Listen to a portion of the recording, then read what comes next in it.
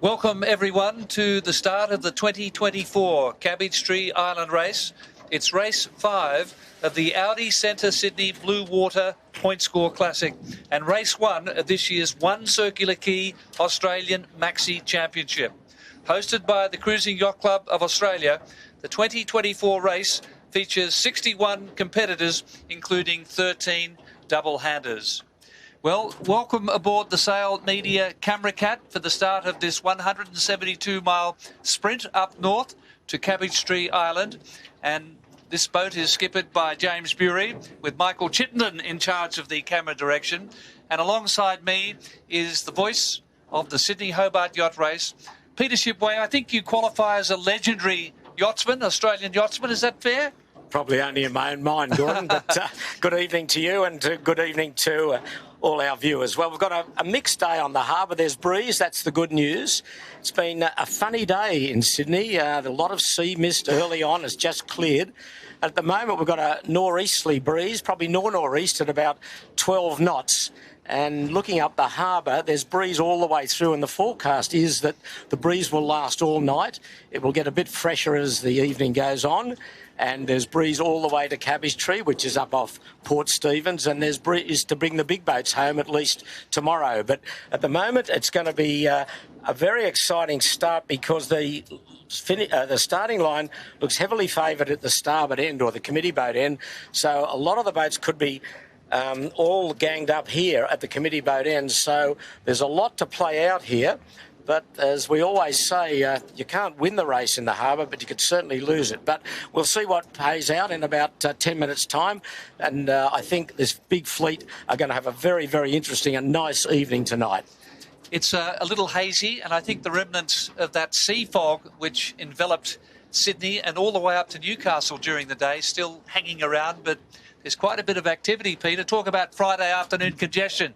Well, there is on the harbour and is on our roads, I guess, but over to the west, looking at the Bureau of Meteorology radar early on, there was a lot of storm cells out over the Blue Mountains, Penrith way, which, looking at the sky away to the west, as we do now over the harbour bridge and past the city, there doesn't seem to be too much activity that will affect the boats, certainly on the exit of the harbour. But it's a busy harbour. There's a twilight fleet out from the Royal Sydney Yacht Squadron. There's a short haul race from the Cruising Yacht Club, and that's the overhead scene as we're looking from our great overheads there of the starting area. Not that much breeze, I would say about 10 to 11 knots at most.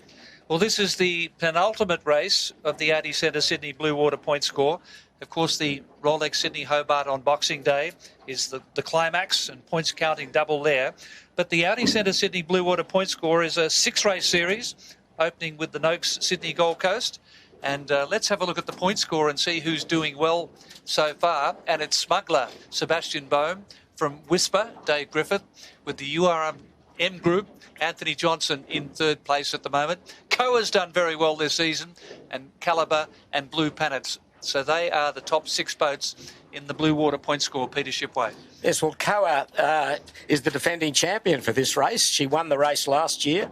It was quite a slow race, and they also saw a great battle for line honours between, as it was then, Comanche and LawConnect.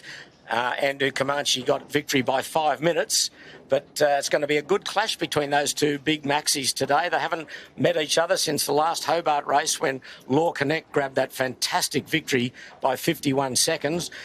But Comanche under new charterers this year in James Mayo and Matt Allen, called Master Lock Comanche, and they are due to finish on the weather models at the moment, probably in about 15 or 16 hours, but well outside the race record, which is held actually by Wild Oats 11 of 12 hours. So that was a very quick trip that Wild Oats did, and that was way back in 2012, 12 hours, 15 minutes. I don't think they'll be getting that time in this race because at the moment here at the starting area, as we get that great overhead shot, the breeze, I'll be lucky to be 10 knots. So the big boats will make good progress, but with all these little boats, there's going to be a lot of disturbed air off this starting line. Peter, I mentioned the Cabbage Tree Island race once again kicks off Act 1 of the One Circular Key Australian Maxi Championship. It's a 5-day event culminating in the Solar's Big Boat Challenge on Sydney Harbour. We look forward to that next Tuesday, and we'll be streaming that live on CYCA TV. But yes, we have this Cabbage Tree race, then we have a passage race for the Maxi Championship, which, as I say, is sponsored for the first time by One Circular Key, which is a luxury development.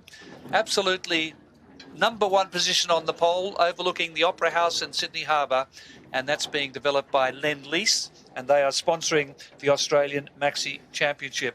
But yeah, a passage race after this initial race, the Cabbage Tree, and then maybe 2 races on Monday, and then we have the Solar's Big Boat race. So it's a 5-race series for the Australian Maxi Championship, sponsored by One Circular Key.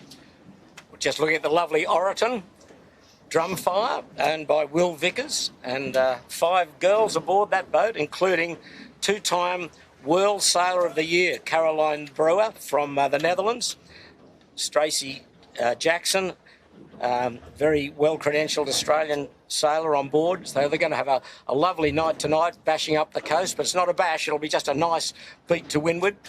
And there's Fred on the signature, but it's not named Fred, it's Smuggler, who's been in very good form this year. Seb Bones, TP52.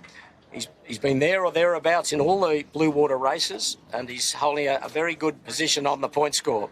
He won Division 1 of the Rolex Sydney Hobart last year, beating some crack TP52s in Celestial, and also Caro, who is one of your favourites for this year's Rolex Sydney Hobart.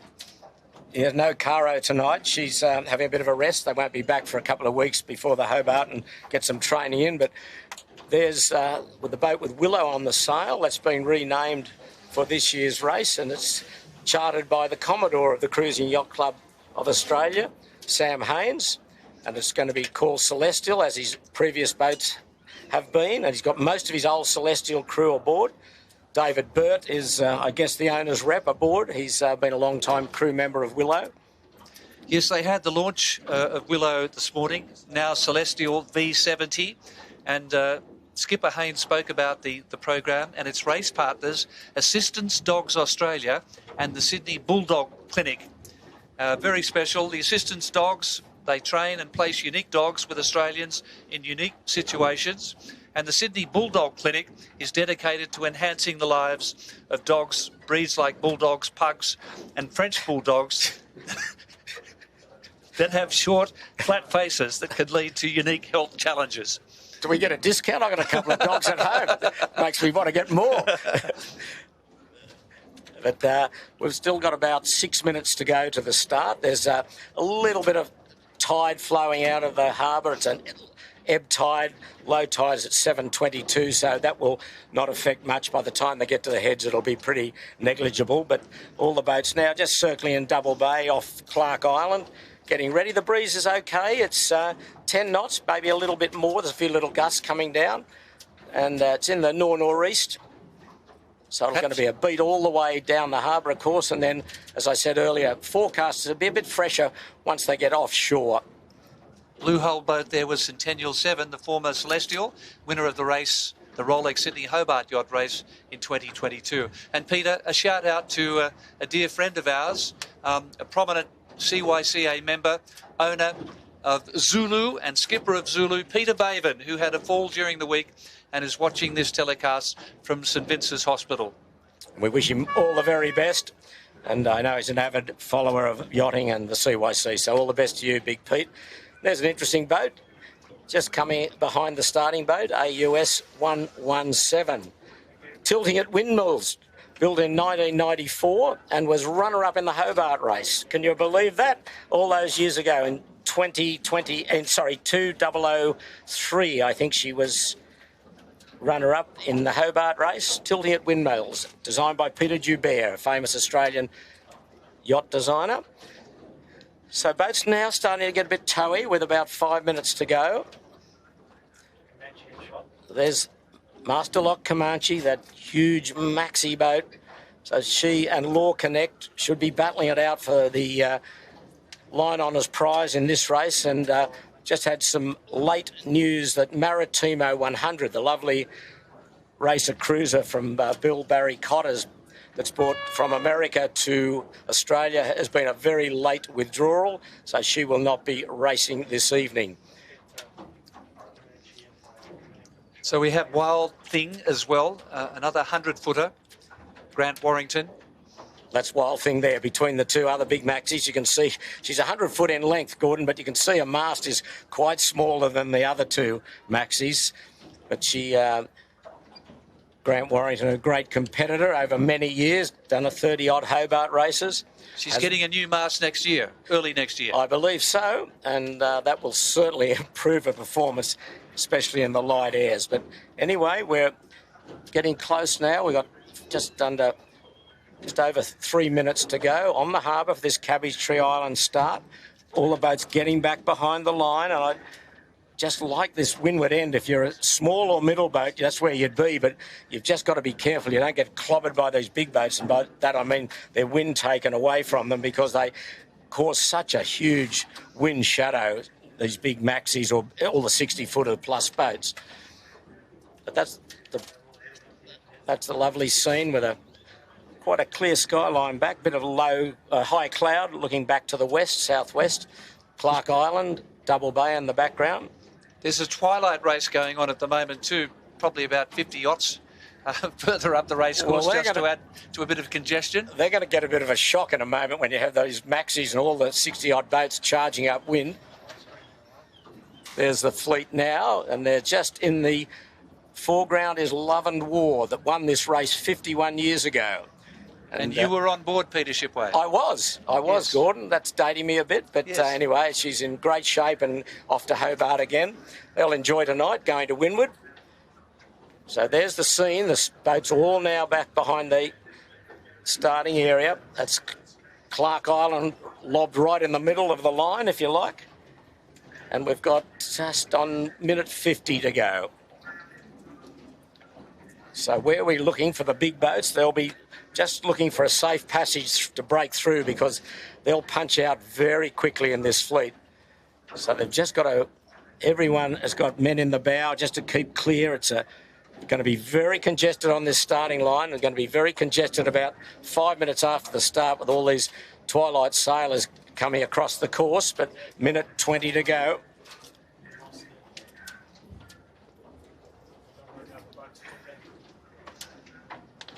Few boats getting down towards the leeward end, but as I suspected, most of the boats are up here at the committee boat end.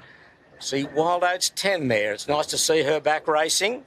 Mark Richards at the helm there. You can see there's 1 minute to go. That's the hooter, and you can see Masterlock Comanche well back at the moment, just trying to get powered up and find a hole through the fleet. The blue hull there is Antipodes. Yeah, and we've got also, I think at the moment, a little bit of collision going on behind us. There's Navy, the Australian Navy 40. There's Maritimo, the little two-handed, Michael Spees on board. They look very close. Oh, there's a lot of boats here at the weather end. They're going to be squeezed out. It's all happening. There's a lot of yelling starting here, Gordon, with just under 30 seconds to go. There's boats going to be squeezed out everywhere. LawConnect's trying to find a hole. Wow, this is chaotic. Oh, Antipodes is over for sure.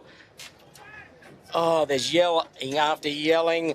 Oh, I would think there's a few little collisions there. There's LawConnect. Can Tony Mutter find a hole? Oh, this is going to be a general recall for sure. I would think. Yeah, general recall. Had to be a general recall. It's that means too many boats over to identify them individually. Well, how there wasn't a collision there, Peter, is a miracle. They were so close. People looking for holes that just weren't there. Well, it's quite dangerous too, Gordon, with these big boats trying to find a way through. And, there's a wall of boats ahead of them. I mean, Maritimo, Cat Wincher and the Navy boat, they were very close together. So the line, as I said in the opening, is very much favoured this committee boat end, that I would think they would probably have to relocate the pin end and bring it a long way forward to take away this quite strong advantage that the committee boat end has. Well, you can see that LawConnect was away into clear air early on, and URM also had a good start despite the recall. So stretching their legs early on and getting rid of those cobwebs as we now await the restart.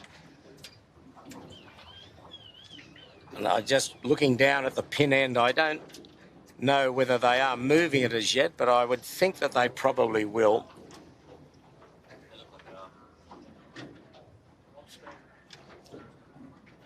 There's Odin with the Unity on the sail. Odin out of the Cruising Yacht Club of Australia.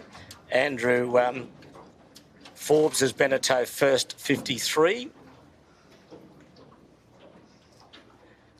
Peter, we had this situation in the start of the Bird Island race. I think we finally got them away at the third attempt. Third go.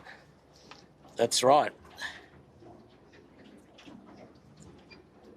So we're just hearing from the committee vessel that the AP flag will come down at 1909. So that's probably won't be away till about 7:15. That's Sydney time. If you're watching from overseas or in other parts of Australia, it's just after 7 o'clock here on Sydney Harbour, and the breeze is not getting any stronger. We've got about 8 to 9 knots out of the northeast, and if anything, it has got lighter since we've come out, Gordon.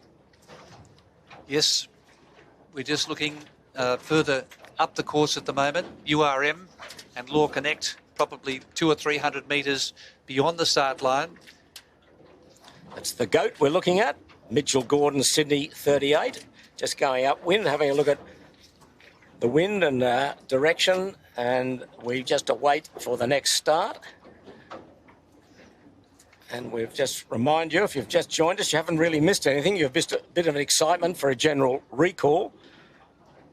But other than that, it's all calm. But what it does do, Gordon, it gives those twilight boats from the Royal Sydney Yacht Squadron a chance to get across the starting area and get away back to Kirribilli, and making a pretty clear lane now for these racing boats. As we look at LawConnect, just look at the size of that boat. Massive 100-footer. That's Love and War just going upwind, and you can see the difference between a 47-footer and a 100-footer. Absolutely massive. LawConnect has got most of her crew back from last year. Tony Mutter and Chris Nicholson, the two driving forces. Chris Lewis, the navigator from the west coast of the United States, is back. A very, very good crew, as you would expect, and a lot of new sails on board. So Christian Beck has made a big, strong effort to defend his title in the Line Honours battle in the Rolex Sydney Hobart race in a few weeks' time.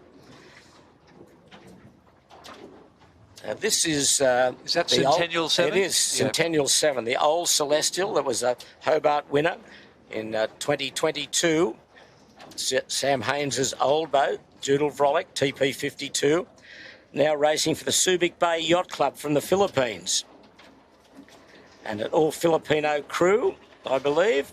Yes, it's purchased by Ernesto Echals. And as Peter mentioned, originally the Celestial winner of the 2022 race. So first race under the new ownership. And Echals has a long history in offshore racing with Centennial 2, a Sydney 46, which was designed by Ian Murray.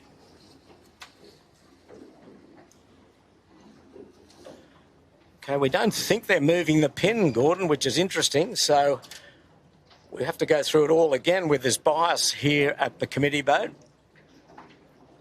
I think what the manoeuvre would be for some of the smaller boats would just be to hang back and let the big boats do their thing, because they're going to punch out anyway, and just try and be clear at the committee boat, maybe tack away after you cross the line just to clear your air and just stay out of trouble. But quite dangerous times with these boats moving around, and they all get close, everyone gets a bit jumpy.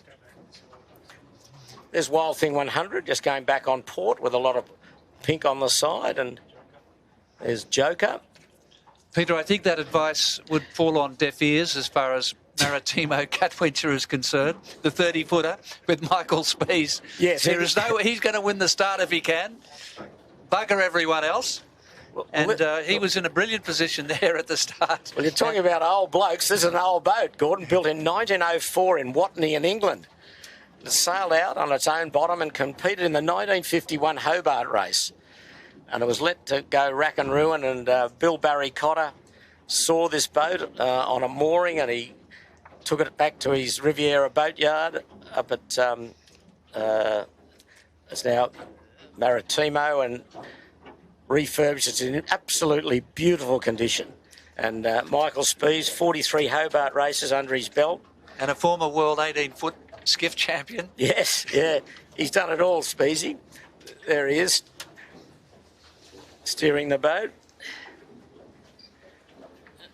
His crew member is Peter Verkirkis, a school teacher from Coffs Harbour, and he's got 30 national titles under his belt, skiff titles. Speezy speaks very highly of him.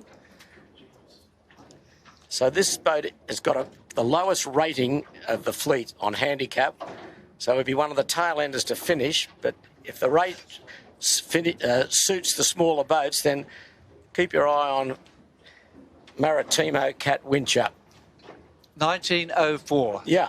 The oldest boat to rate in the Rolex Sydney Hobart, but it does have a carbon fibre mast, Peter. Yeah, that's right. That's right.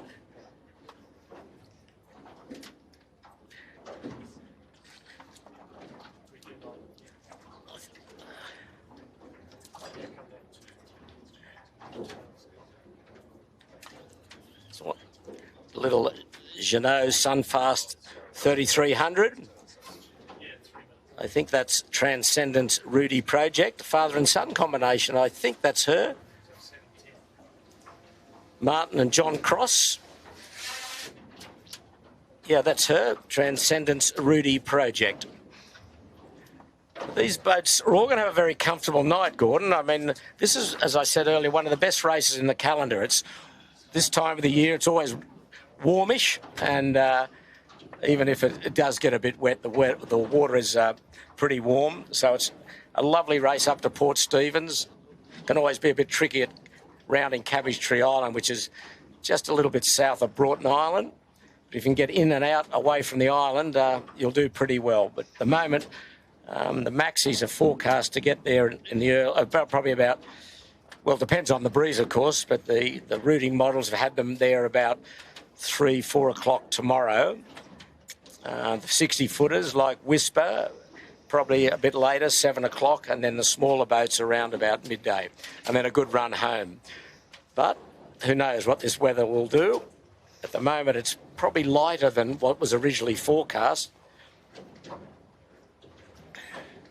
Well, we had the strange situation of that sea fog, and it was all the way up to Newcastle, and Sydney Harbour was shrouded this morning by the sea fog, which, Peter, is caused by the nor'easter blowing all the way down the coast, and the hotter water temperature blowing eastwards.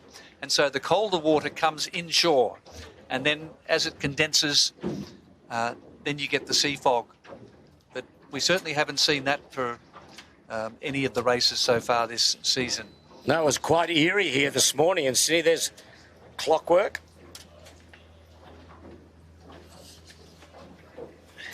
She's from South Australia, Clockwork.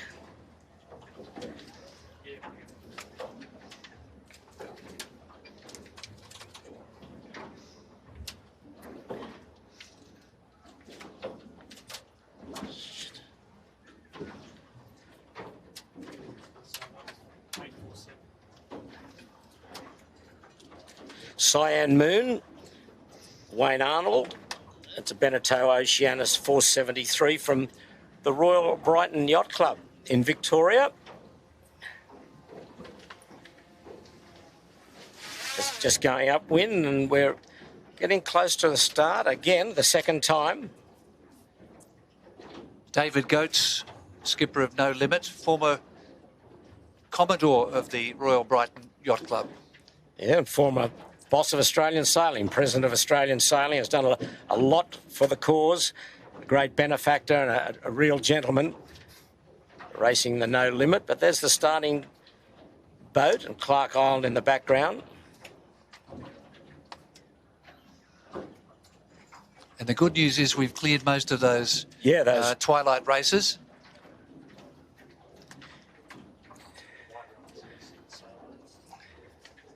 Some of the smaller little two-handers going upwind. And the race favourite for the two-handers in the Hobart race, not racing tonight, Mistral, Rupert Henry. He's awaiting his crew to come from France, so he's out doing a bit of single-handed training, as you do.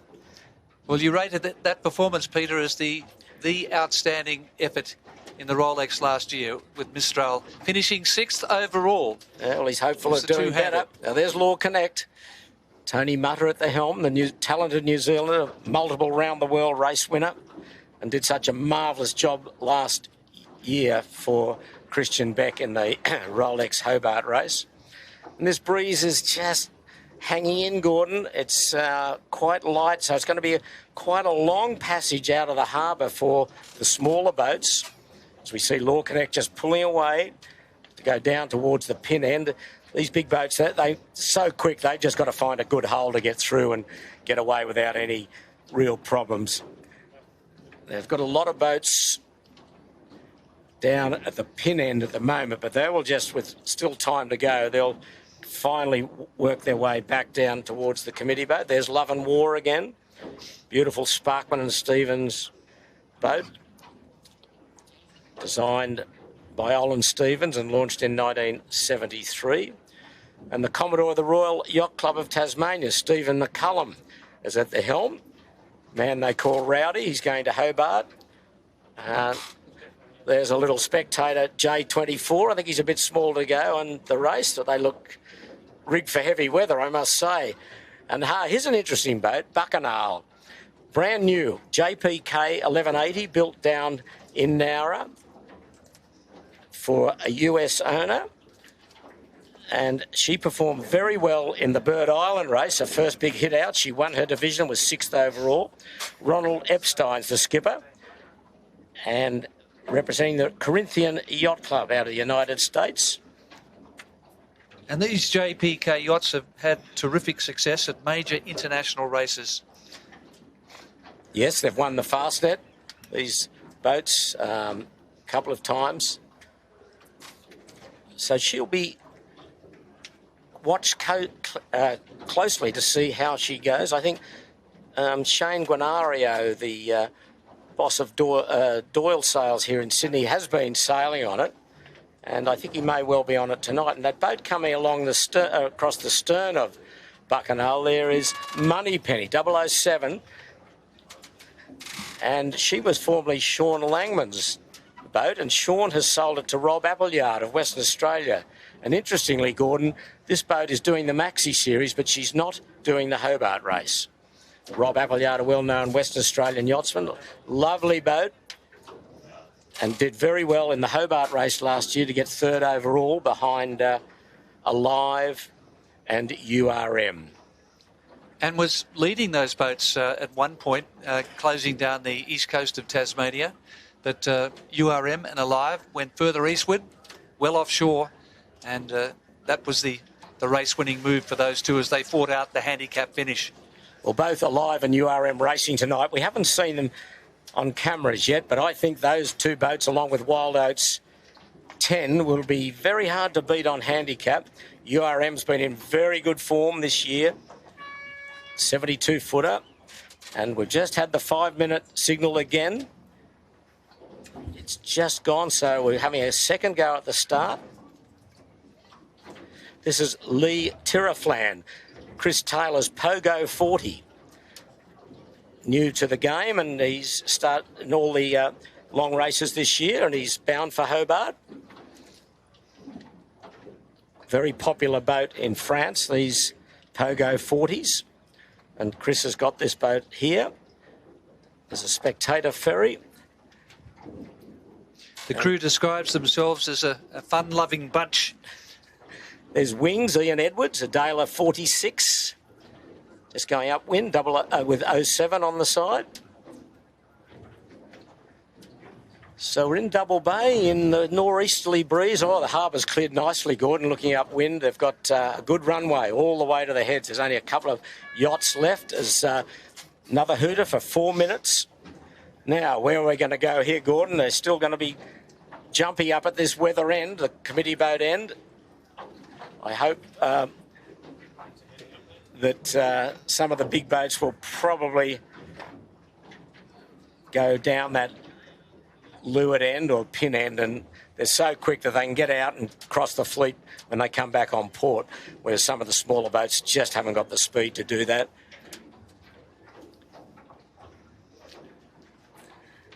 Well, with 61 boats starting, including 13 double-handers, you won't see a more spectacular start from this close proximity near the start boat. It is absolutely full on, with everyone wanting the committee boat end. Well, the problem will be if there's another general recall, we'll run out of daylight. So we just hope everyone is a bit better behaved and understand the ramifications of damage or collisions. But just try and keep your nose clear and get out of this harbour.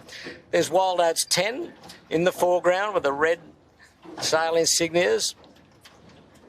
And there's all the big boats down to the leeward of Clark Island at the moment. LawConnect and Comanche close together. Master Lock Comanche, Matt Allen, and three-time winner of the Hobart race, and James Mayo, world's Etchell champion. There's the big Master Lock Comanche. There's URM. There we go. Marcus Ashley Jones steering her for the Johnston brothers. I think there's only one of them aboard in this race. They've got a crew of 21 today, I believe. So there'll be a lot of mouths to feed. But she's been in sparkling form, a very potent weapon upwind. Grant Simmer, the well-known and outstanding world-class yachtsman, is aboard. Anthony Merrington, one of the Merrington brothers, he's also amongst the crew. And Peter Harris, a young ex-18-foot skiff sailor. His father, John Harris, was part of their Love and War crew. He's young Pete's on board. So we're getting close now, 140. There's the committee boat. Now, how are we going to go? Gordon, there's not too many boats down the pin end. They're all up at this weather end. So just keep your nose clean. Oh, here's a little cruising boat going across the starting line. This could be very ugly for him. Little 25-foot yacht. Just see him there on the left of screen. They look like senior citizens, Peter. Well, they're going the lights are going to be punched out in a minute. But anyway, we'll concentrate on the fleet with just a minute to go. There's this little boat. He's right in the starting area. Heavens above. OK, there's this hooter for 1 minute to go. The second go of the start. We got a general recall the first time. That was 20 minutes ago. And look at that little boat, Peter, yeah, across he's the in fleet. all sorts of trouble. All sorts of trouble. Lee Tiraflan's the most lured boat. OK, here we go again, stacked up at this weather end. We've got 30 seconds to go. Oh, there's yelling start. Oh, there's boats trying to get in at this weather end. It's going to be chaos again. Maritimo Catventurers sneaking up. LawConnect trying to punch a hole. This is difficult. This is difficult here. 15 seconds. I think we could be recall again. In Celestial V70. Yeah. Oh. Closest to us at the bottom. We're away. What's we got to hear? Any signals? One sound. That looked to be Celestial V70. Yeah, he was well advanced. That was Willow. Yeah, Celestial V70. Yeah. Celestial, we're getting signals. Celestial is over, so he'll have to go back. Well, they were very close, but anyway, his Centennial 7's coming back too. That's the old Celestial. So Sam Haynes, the CYC Commodore, Celestial V70.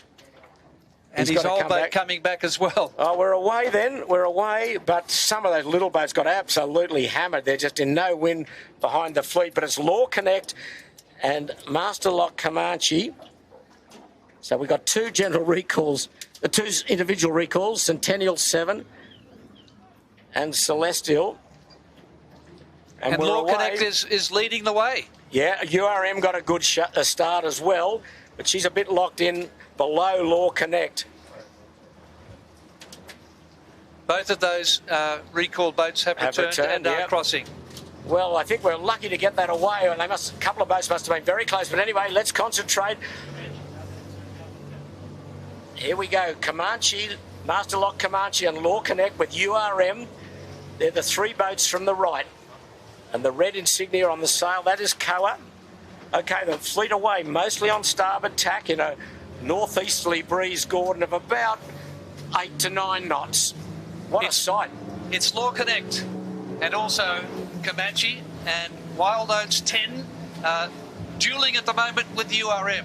Those four boats in shot, they are leading the race. Master Lock Comanche doing a masterful job here. She's really got the bow up and coming round the bow of LawConnect. She will lead off Bradley's Head. Great job from the Comanche crew. She'll have enough runway to tack and come back across LawConnect, I think, as Wild Oats 10 takes the stern of LawConnect. Okay, here goes Master Lock. She will cross. Just get that headsail in, boys. LawConnect trying to have a piece of him, but I don't think he's close enough. No, Master Lock Comanche across. She leads. Off Bradley's Head. URM Group in third place at the moment. Whisper's had a good start as well, and so too Sebastian Bohm in Smuggler, the TP52. Money Penny not far astern. That's the distance by a boat length and a half. Master Lock Comanche leads, and there's URM with Whisper right up her exhaust pipe. A very good start by David Griffith. And coming across is Money Penny. She's also well placed. So the fleet is starting to sort themselves out very quickly. Some of the little boats have just got across the starting line. You can see how far back they are in dirty air. Wild Thing further towards that eastern shore. Well, this will be a good test here. Both these big fellas on port tack, bouncing off Bradley's Head. LawConnect up on the hip of Comanche. Can she live there? That's the question. And the breeze at the moment, just still about 8 to 9 knots. Expected to get fresher as they get out the heads. And again, it looks like LawConnect just trying to ease up around the bow. Comanche easing up around the bow of LawConnect. They've really cleared out for the rest of the fleet. 17 crew members on the weather rail of LawConnect, closest, currently in second spot, behind Master Lock Comanche. Now the little lift on LawConnect. But Master Lock Comanche hanging down there and trying to get up, squeeze up on LawConnect to give him some dirty gas. But at the moment, LawConnect holding a good lane.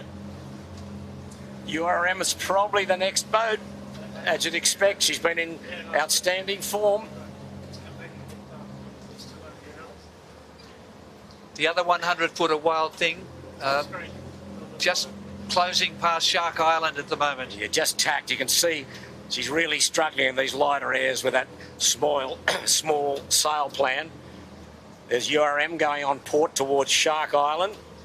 Mixing it with the big boys, as per normal.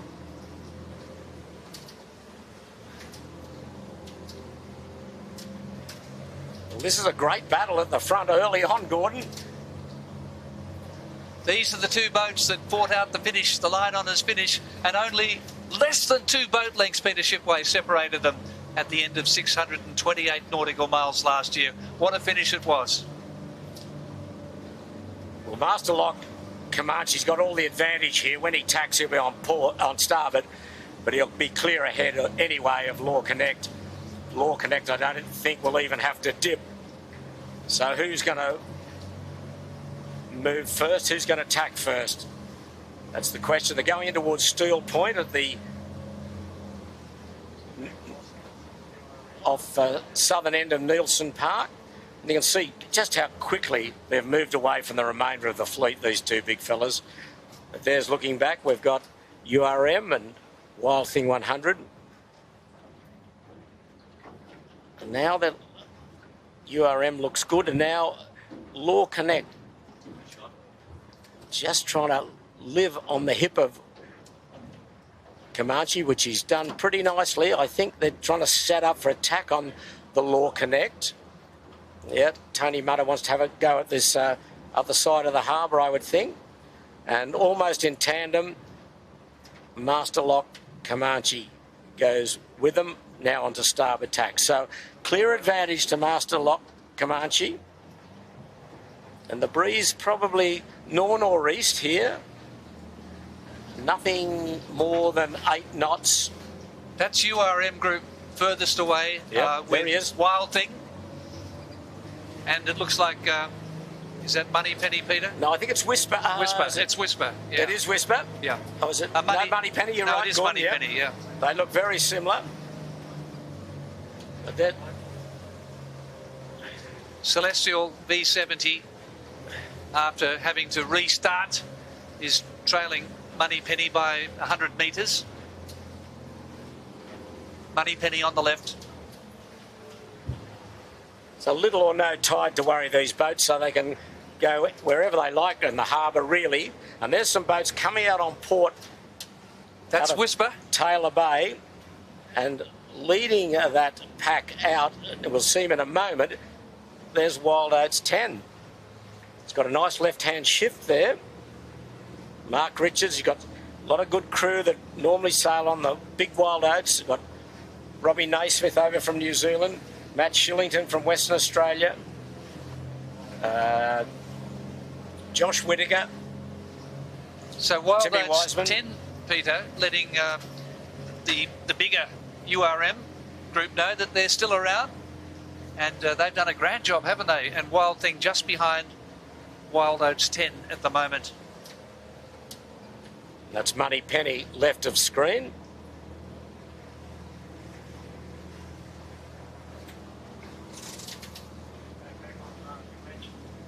There's the great overhead shot there. That's a nice lead early on to Comanche.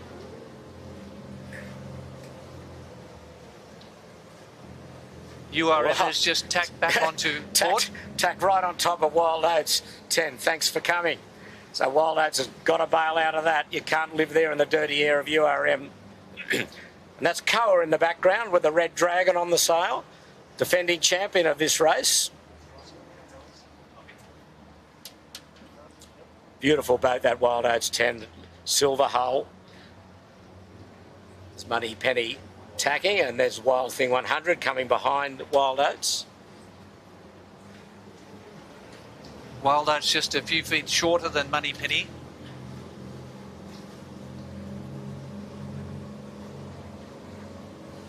So we're just seeing LawConnect's tacked. We'll just see what Comanche does, whether he'll go and gas him. Yes, he is. They're taking prisoners early here. So a thrilling duel between the two 100-footers. Master Lock Comanche closest and LawConnect, the two boats that were separated by this distance at the end of last year's Rolex Sydney Hobart. And as we get down towards the heads, Gordon, the breeze is getting lighter. And there's Wild Thing 100, Grant Warrington, Carl Crawford, the navigator. They're probably in about 5th spot at the moment, Peter. Whisper's done very well for David Griffith, and URM now probably equal 3rd at the moment with Wild Thing creeping up. Yeah, I think URM is clearly 3rd now. When he tacks back, he'll cross the bow of Wild Thing. And there's a LawConnect tacked again onto starboard, just approaching the Western Channel pile or wedding cake on the western side of the harbour. Does the sow and pigs come into play here, Peter? Well, it will if you hit it. Which way are they going to go? West of it?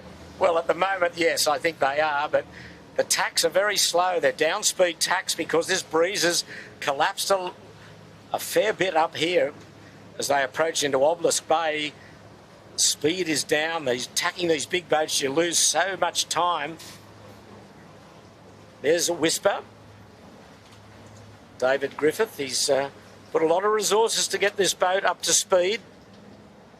And he's been very consistent in the minor placings. He just hasn't cracked the big one.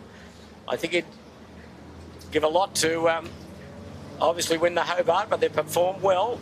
He won the inaugural Mini Maxi Championship in 2021. Correct. But in last year's race, the Cabbage Tree, they blew their spinnaker after a collision at the start, or just after the start. So it's a disastrous race for them last year, but they're doing extremely well this time. Okay, there's the close-up of URM. Looks like Grant Simmer there, just leaning under the boom. Oh, the breeze has gone left here, which means it's gone into the north-northeast or even north. Boats heading back on starboard big time. So a big advantage on the port tack now. URM, you can see the crew. Look at them all.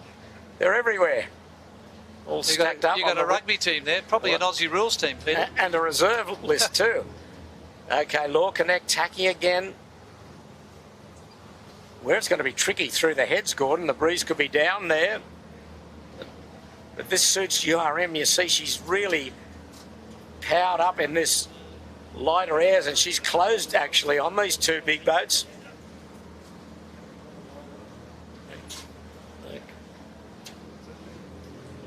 So this 172-mile Cabbage Tree Island race is race 5 of the Audi Centre Sydney Blue Water point score, and also the first race of the One Circular Key Australian Maxi Championship, and that is a 5-race series. There'll be a passage race on Sunday for the Maxi and Mini Maxi boats. The Maxis go from, or the Mini Maxis go from 60 to 79 feet, 80 to 100 feet for the Maxis. And then a couple of passage races on Monday, and then the Solar's Big Boat Challenge on Sydney Harbour on Tuesday. We look forward to that, and we'll be covering that live. Well, URM has certainly caught these two Super Maxis. She's enjoying these lightish upwind conditions. But both LawConnect and Masterlock Comanche now, they'll be passing to the western side of Sound Pigs. And they're probably not laying quite through the heads as yet. LawConnect's probably got to get out of there. Yes, she does. She's just been gassed by Comanche. Now, I don't know whether Comanche will go with her or not. You want to try and minimise the tacks in this lighter air, especially for these bigger boats.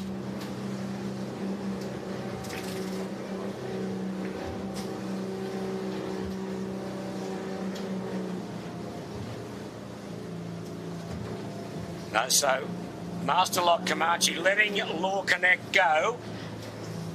She's standing in towards middle head.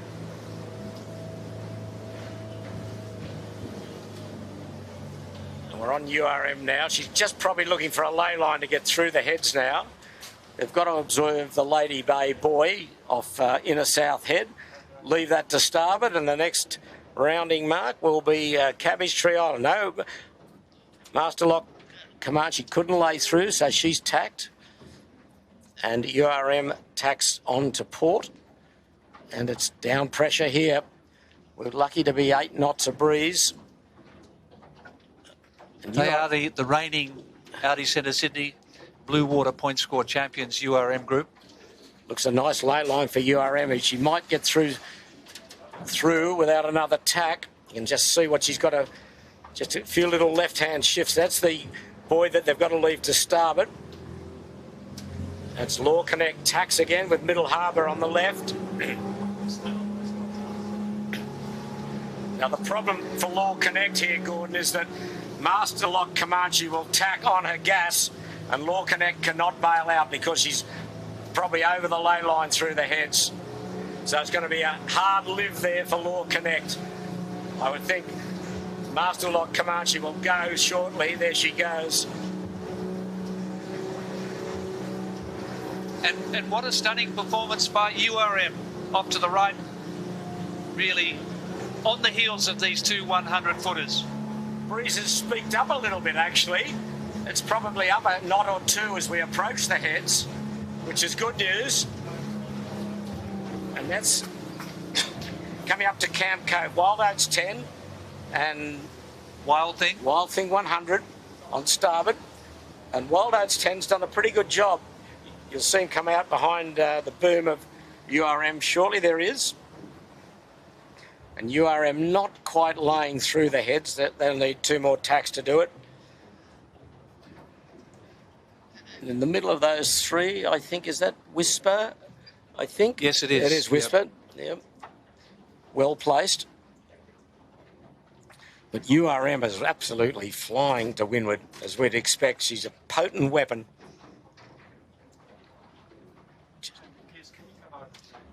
Masterlock Comanche then. James Mayo and Matt Allen. Matt Allen, 3-time overall winner with his Ichiban in the Rolex Sydney Hobart. Well, what we're seeing, that's the boy they've got to leave to starboard off Lady Bay, and a perfect ley line at the moment for URM. She'll just get above South Reef there. There's waves breaking, and she's got a perfect line going through the heads, just under North Head laying through. Well, you'd probably say that Masterlock Comanche and LawConnect have overlaid a little bit. We're watching Wild Thing 100 getting set up for attack, I would think, shortly. Not for a little moment, but they would be very close to a ley line. They're currently probably in 5th position. I think Wild Oats 10 has them maybe just covered. Wild Oats 10 on starboard, right of way tack. Whisper probably 150 metres behind Wild Oats 10. And URM Group. Well, they've judged a perfect ley line through the heads. I would think Masterlock Comanche and LawConnect have overcooked. They've got sprung sheets at the moment. While URM has just nailed this. So it's a pleasant night at sea. We just hope the breeze stays in for all the fleet. They're the 2 leaders. They've got cracked gear. You can see the jibs open up. Well, URM down to leeward is hard on. So the breeze has gone into the left. It's probably gone a little touch to the left of north. And it's spiked up a little bit here, which is good news. So it's Comanche, Peter. But URM Group is throwing out a challenge to LawConnect at the moment with that beautiful tack she's on at the moment. Wild Thing, Wild Oats 10, and also Whisper trailing those first 3 boats. The boat I haven't seen, Gordon, is Alive, which is a sister ship to Wild Oats 10. I don't know where they got themselves to, but we'll try and pick them up as we come back through the fleet. And we did see a very good start by Smuggler, who was leading the Blue Water point score, the Audi Centre Sydney Blue Water point score for Sebastian Bowe, the TP52. Good ley line from both these boats. Probably Wild Oats might be a whisker overcooked. Whisper should be tacking shortly, we hope. She can see what's happening through the heads. It's Whisper with the white insignia on the bow.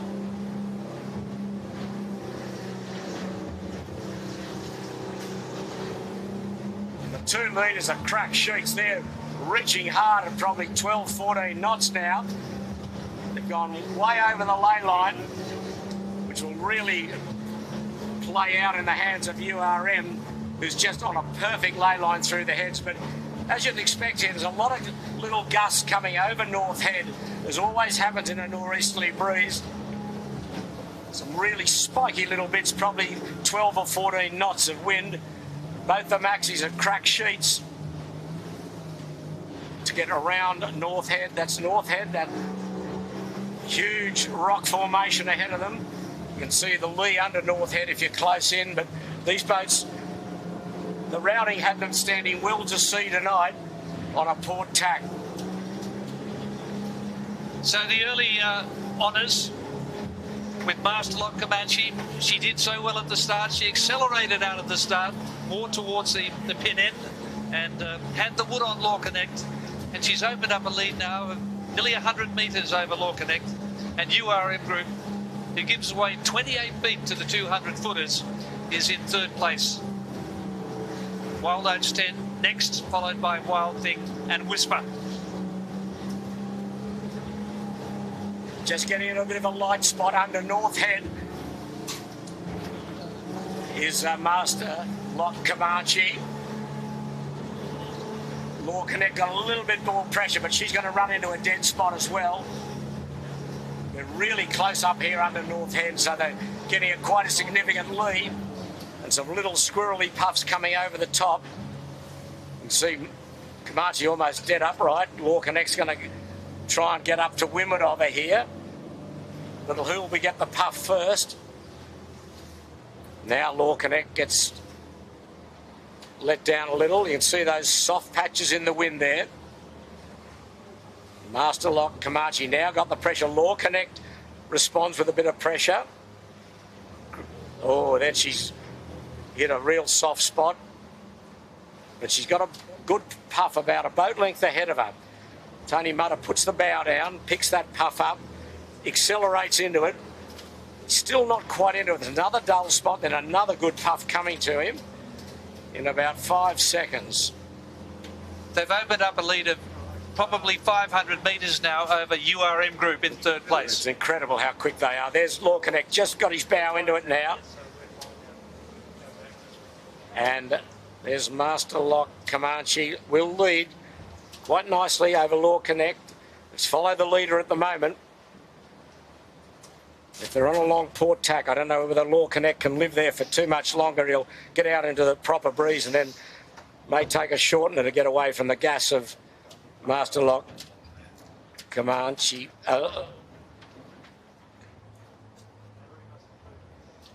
Wild Thing's actually starting to stretch out nicely with that little extra breeze and closing on URM Group. So now come the trailing boats. I mean, you just keep saying, but how quick these big maxis are to get away from the rest of the fleet. URM has done nicely, and there's a stack of boats on port tack.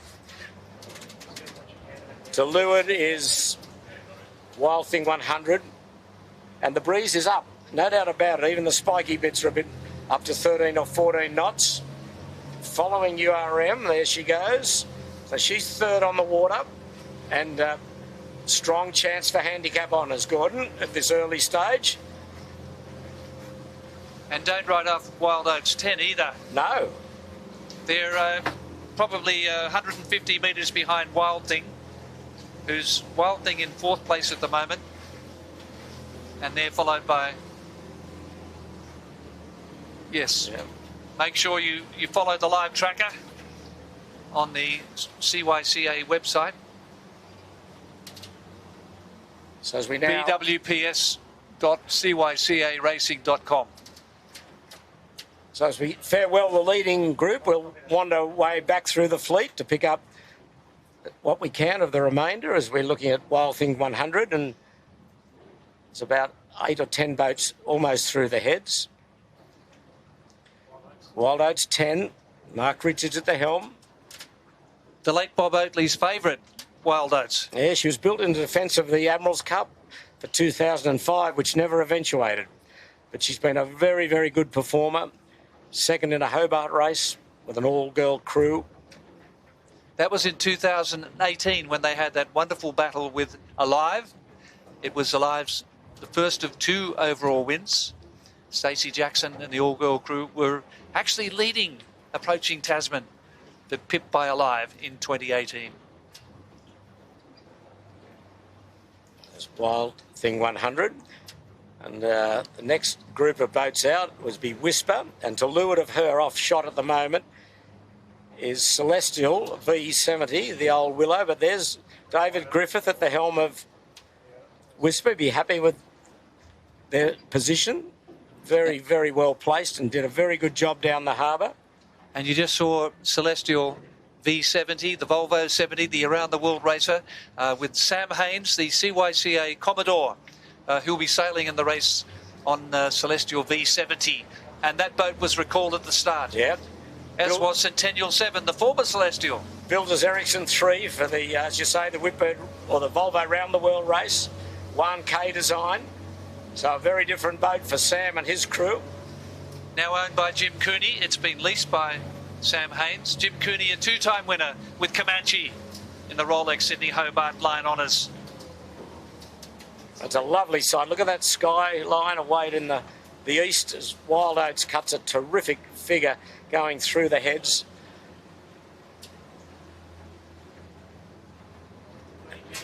And there's Moneypenny, Smuggler and No Limit. Now Smuggler's done very, very well, as she has all season. That's her with Fred on the sail. That's Moneypenny to the left, No Limit, David Goetz and Smuggler, first of the TP52s. And the leader, Peter, in the Audi Centre Sydney Blue Water point score.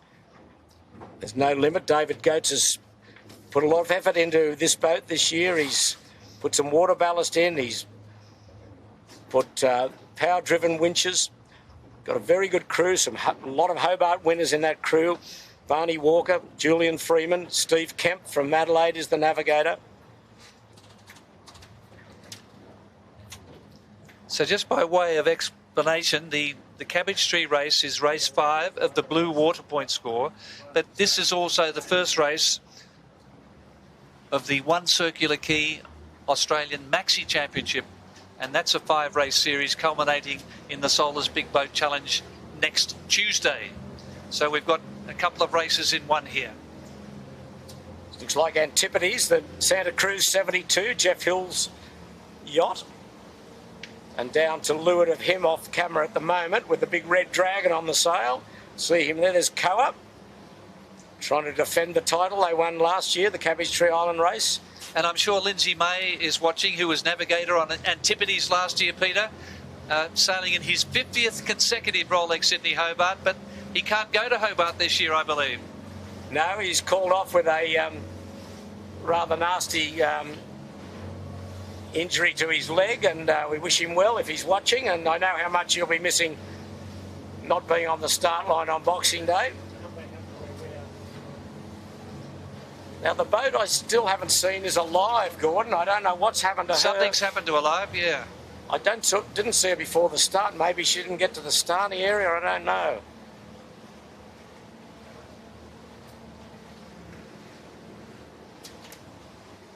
Now is that Centennial 7, Peter? That's her, yes. The former Celestial. And she was recalled also. So she's a very high-performing TP52 now in the new owner's hands. Yeah, a Rolex Sydney Hobart corrected time winner, in fact. Giving Coa and Smuggler a pretty good start. The rest of the fleet just slowly working their way down the harbour. The light still reasonable. This looks like No Limit coming towards us. No. And she's already gone. Yeah. What do we got here? A bit hard to tell them head on. It's a...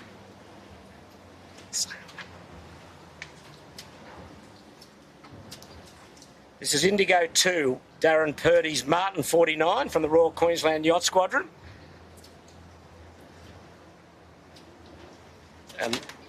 And this boat is active again, a Humphreys 54 from the Wynnum Manly Yacht Club in Queensland. So a couple of Queenslanders going through the heads.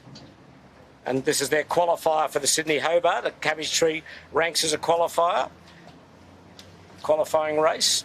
And still no sign of the reigning Rolex Sydney Hobart champion Alive. No, the breeze would be, with this breeze, she would be out by now. That's as Mayfair, James Irvine from the Royal Queensland Yacht Squadron, another Queenslander. They're sticking together. She's a Rogers 46 that was built as a yeoman for Robin Asher, a famous name in British yachting. And coming back, here we've got Odin. Saw her before the start. Andrew Forbes, a Beneteau First 53, representing the Cruising Yacht Club of Australia. And then behind her we'll see the Happy Wanderer, which has been renamed, or that little boat, that's Bacchanal that we spoke to about before, JPK 1180, doing very well. And then that's Happy Wanderer, renamed this for the Hobart race for some Defence Force boys. It's known as Vamp, owned by the well-known CYC member Donald Graham.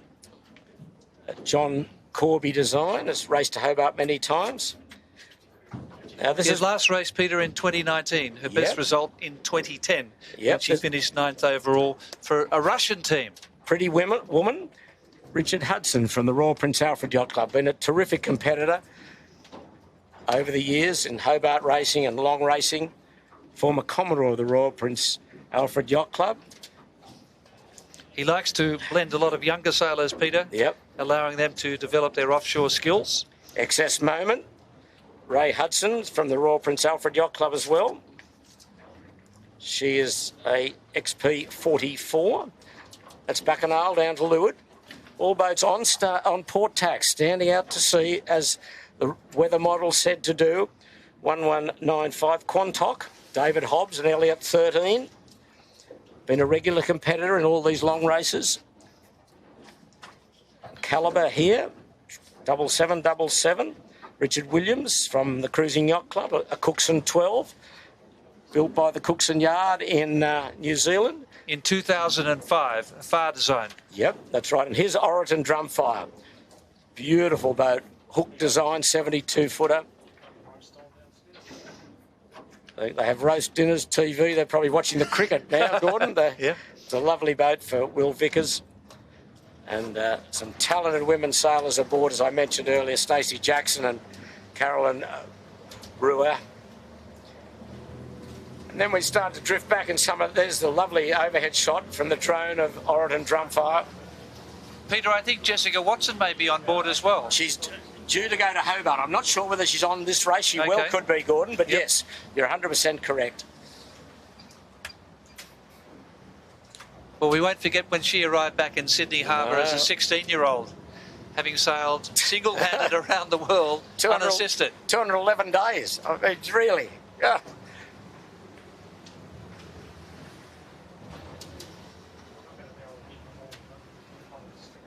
So boats, a lot of boats still in the harbour.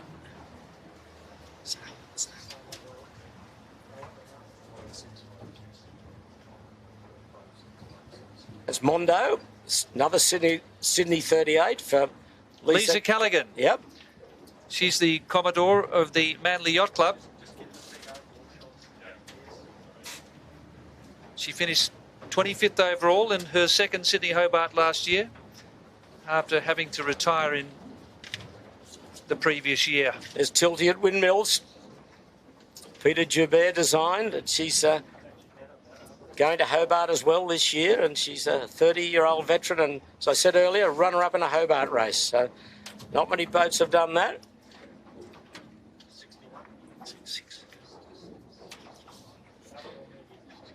That's Crystal Cutter 3, Charles Parry Oakton's Beneteau 40.7. Very nice yachts, these 40.7s, Beneteaus. Performed well over the years, and he's been a regular competitor in the CYC racing. And here come a lot of the smaller boats coming. 6333 there is Georgia Express, the Mum 36, Sebastian Hulton from the Middle Harbour Yacht Club. And this boat here, 154, I think, Gordon, if my memory serves me correctly, is the Shepherd Centre. Hugh Terrodes, Sydney 36 CR, the cruising version of the Sydney fleet. 7027 belongs to the Goat, another Sydney 38, Mitchell Gordon. Yes, he last raced the Goat down to Hobart in 2019 when they placed 24th overall. And that's the view from overhead looking out to sea and North Head. It's quite a bit darker than that. Our cameras are doing it justice, lighting it all up. But it's a lovely evening on the harbour, even though a little bit cloudy and a little bit of cloud activity to the northwest, but at the moment it's nice going. Now here's Love and War. Looks nicely snugged down.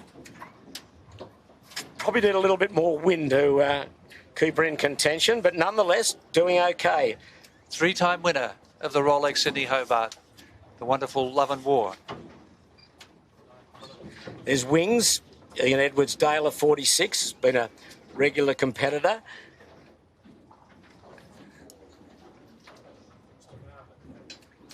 And the first of the two-handers here, Peter.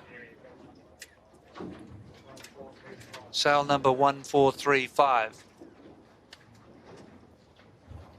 Yeah, well, they're very pleasant conditions to do two-handed sailing, that's for sure.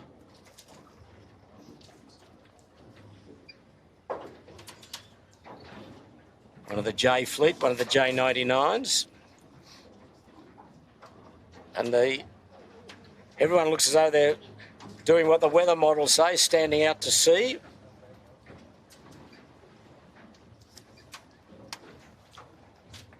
Here's our friends, the Royal Australian Navy. Navy 1, the Beneteau design boat, the FAR design for Beneteau.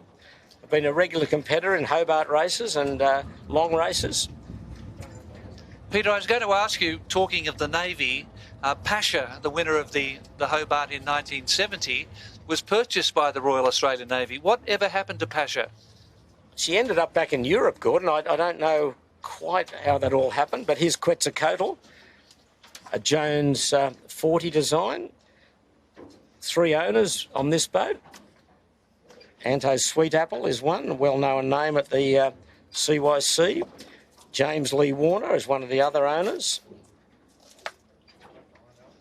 And the third owner is Anthony Bruce. They're going to Hobart again, and in the PHS division. Here's Avalanche. James Murchison's Hick 40, another two-hander. He's racing with James Francis. James has done 15 Hobart races and a very good performer. And here's Sequant.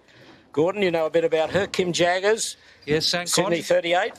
Yes, the principal of Sydney Boys High. I think Kim Jaggers. He's done about 35 Hobart races. And the fleet are still coming out. There's still a lot of boats still in the harbour.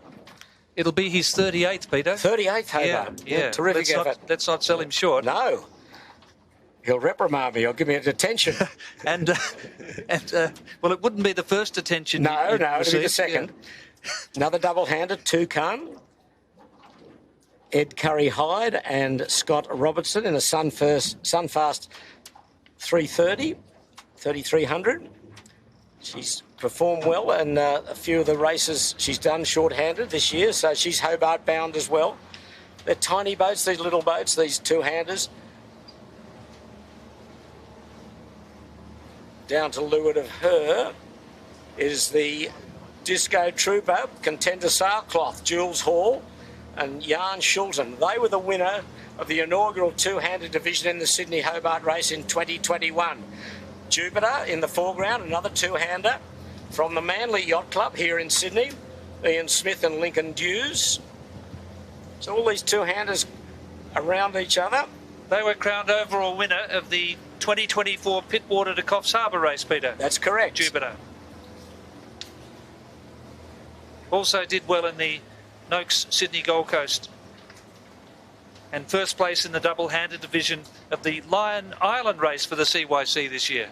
Borderline here, Andy Offord, Sunfast 3300, and she won division in the recent Bird Island race in the two-handed division. Here's Minnie, Jones 42 for Michael Zappa Bell.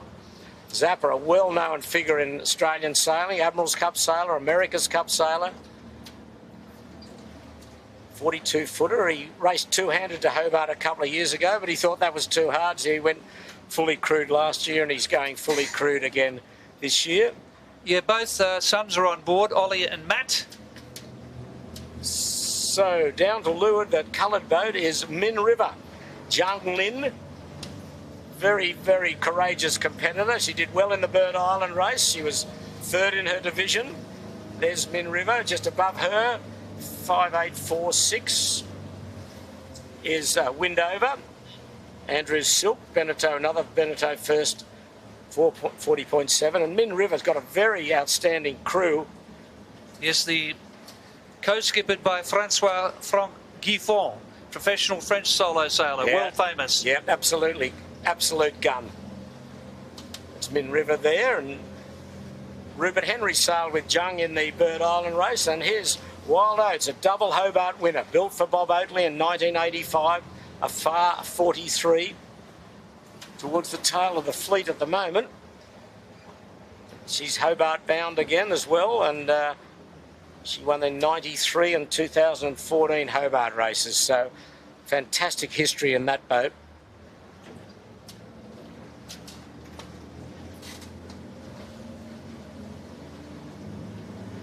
Gordon Smith purchased Wild Oats in 2020. So we're all but there, Gordon, with the boats. I think there's 3 left, 2 just getting out the heads and 1 still to keep around the Lady Bay Boy. And who we got here? So we haven't seen her live, so I don't know whether she even started, Gordon. No, I don't think so. No, I don't think we certainly didn't miss her going Have we out. seen Maritimo Catwincher? No, as you speak, Gordon. There she you is. go. Nostradamus, Gordon. Look at that. There's Speasy. Two-handed. Two-handed. Michael Spees. Yeah. Famous Australian yachtsman. And Cyan Moon in the foreground. From the Royal Brighton Yacht Club, a Beneteau Oceanus 473. And Cat Winch is giving them a big start. And tell us about Catwincher, Peter, because it's the oldest boat in the Hobart race, 1904. Yeah. So, and I think it's the oldest boat ever to race in a Hobart race. He raced first in 1951, and then Specy took it to Hobart a couple of years ago, fully crewed as a ketch. It had 2 masts, but he's rejigged it. And he won the Gold Coast to Gladstone, or he won a big race in the 2 overall earlier in the year. Now, Peter, you did a terrific interview with him. If you go to the CYC website and go to the archives, there's an interview with Michael Spees, and it's a fascinating interview. He's sailed over 40 Sydney Hobarts, and I think he's actually sailed down on a 28-footer, didn't he, at one point? Yeah, he did. Yeah. So But a great character and a great seaman. well, he's going to spend a lot of time at sea in this race, that's for sure. It's a tiny little boat. But all the fleet now, still in this northerly breeze, which is expected to last all through the night, as I said, get stronger as they get out to sea and east of the rum line. So the weather models are saying go east of the rum line, stay out there, you'll have a better breeze. And as we see, I haven't seen any boats yet tack onto starboard. And there's Maritimo, Catwincher. There are all the navigation lights popping out in real time. There's stern lights or masthead lights. What a lovely evening out here. It's a bit overcast, but it's quite warm. Got a water temperature of about 23 degrees. Settle down, have a cup of coffee. It's going to be a lovely evening sail. So, Peter, recapping that Masterlock Comanche won the start, was able to accelerate away from LawConnect, those 2 arch rivals. They'll be within sight of each other, I suspect, all the way to Cabbage Tree Island. And what a great duel we're going to see again in the Rolex Sydney Hobart between those 2 100-footers. You were really impressed with URM, with their performance, Peter, the current holder of the Audi Centre Sydney Blue Water point score. Well, she got a very good start and sailed tactically very sound down the harbour and got out third. And as I said earlier, she's been in outstanding form and a potent weapon upwind, which they're going to have that all the way to the island. So I would think at the island she'll be in pretty good shape handicap-wise, but then they've got to run home in quite brisk conditions, so that could suit the TP52s or a boat like Whisper or some of even smaller boats. I mean, if it gets to planing conditions, some of these little J99s or JPK 1180s could really get up and plane and hold their handicap time. So this time tomorrow we'll have a pretty good idea of line honours battle, but the handicap will play out, I think, right till the smaller boats get home, and that's probably not till about midnight tomorrow night. And another stunning performance came from Sebastian Bohm in Smuggler.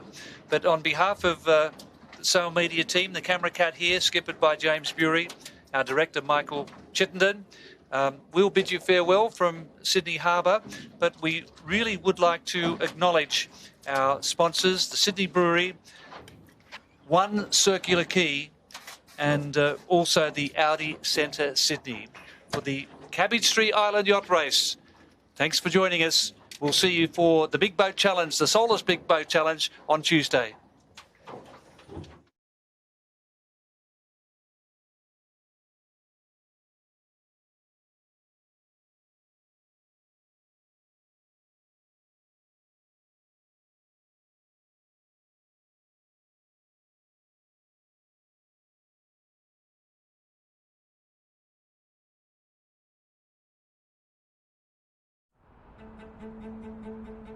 One Circular Quay is inspired by the world's most beautiful harbour and its prestige address. These will be unique homes that will stand the test of time. Spaces that feel harmonious,